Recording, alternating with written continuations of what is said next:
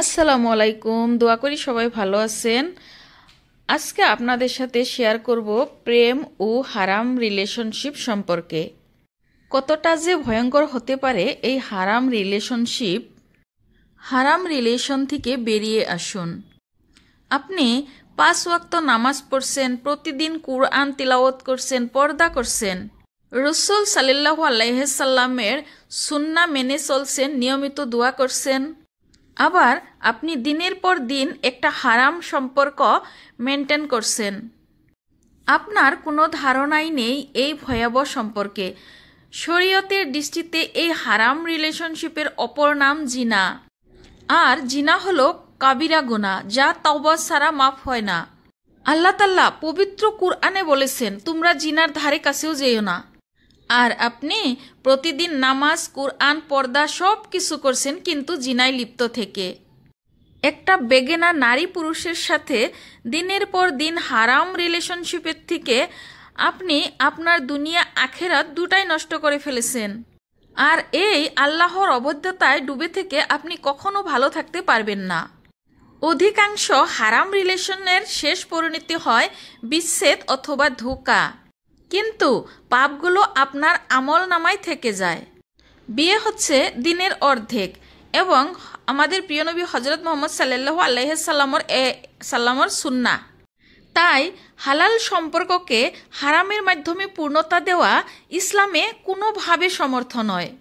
আপনি ওই মহাদিনের শাস্তির কথা স্মরণ করে আজকেই তাকে ছেড়ে দিন। এখন আপনার মনে হবে, আমি যদি তাকে এখন হঠাৎ করে ছেড়ে দেই তাহলে তো সে অনেক কষ্ট পাবে। আপনি একজন বেগানা নারী পুরুষের জন্য এত ভাবছেন যে কিনা বিচার দিবসে আপনার জাহান্নামের কারণ হয়ে দাঁড়াবে। অথচ আপনার রব আপনাকে এত নিয়ামত দিয়ে পৃথিবীতে পাঠিয়েছেন, অনবরত নিয়ামতের মধ্যে ডুবিয়ে রেখেছেন, শুধুমাত্র তার বিধান মেনে তাকে সন্তুষ্ট করার জন্য। আর আপনি দিনের পর দিন স্রষ্টার অবাধ্য হয়ে তাকে অসন্তুষ্ট করেছেন। মনে রাখবেন, সেই মুসিবতের দিন, সেই দিন গর্ভধারিণী মা তার সন্তানকে চিনবে না, স্বামী তার স্ত্রীকে চিনবে না, ভাই বোনকে চিনবে না। এমন একটা মুসিবতের দিন আল্লাহ ব্যতীত আর কেউ থাকবে না। আর সেই স্রষ্টার সাথে নাফরমানি করেছেন সৃষ্টির মায়ায় পড়ে। শুধু কবরস্থানের দিকে তাকিয়ে দেখুন, কবরের বাসিন্দারা কত অসহায়, একাকী, নির্জন, অন্ধকার কবরে শুয়ে আছে। কেউ যায়নি তাদের সাথে। আমাদেরকেও কবরে একাকী যেতে হবে। এখন ভাবুন, আপনি যার মায়া ভালোবাসার জন্য প্রতিনিয়ত রবের অবাধ্য হচ্ছেন, সে কি আপনার অন্ধকার কবরের সাথী হবে? ইম্পসিবল, কখনই হবে না। উল্টে তার জন্য যে আপনি জাহান্নামে যাবেন এটা শিওর।